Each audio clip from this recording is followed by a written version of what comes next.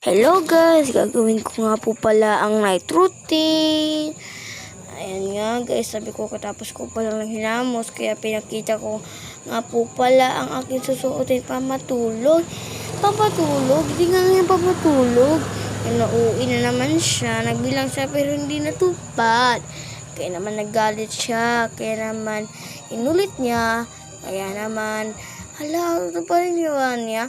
Tatagal pa nga lang naman siya. Kaya pinakita niya ulit. Kaya pinunasan niya muna. At nakita niya, ay, dubli pa nga pala. Sabi niya, bawal pa nga lang naman yun.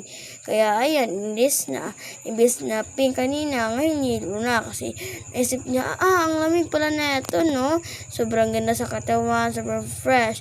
Kaya sabi niya, nakatapos ng ilamos at toothbrush. Kaya naman, ay, sabi niya, sisintipid na ako. Sabi niya, ay, shock siya.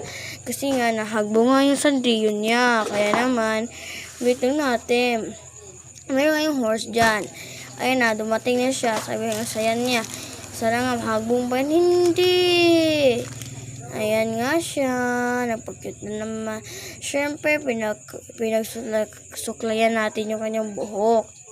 Ang gaya kasi ilang araw na yung hindi nababrush.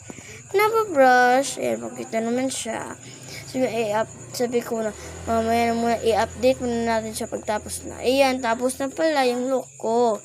Ayan na pala yung centipede. Naisipan ko na, ay, tapos na pala ako. Kaya sabi ko, ay, pwede ba kasi magnanay? Pwede ba kasi house tour para hindi room tour? Think po na ako niyan. Naisip ko na, sige na. Pwede siguro yun. Pinagkita ko naman yung sitipid ko. Kaya naman sabi ko, ay, siguro mamaya muna. Ayan, tinignan ko nga muna yung anong laman dyan. Naisip ko, sige na lang. Gawin ko na lang. Hindi nga maayos yung camera ko kasi ako lang nagbibideo.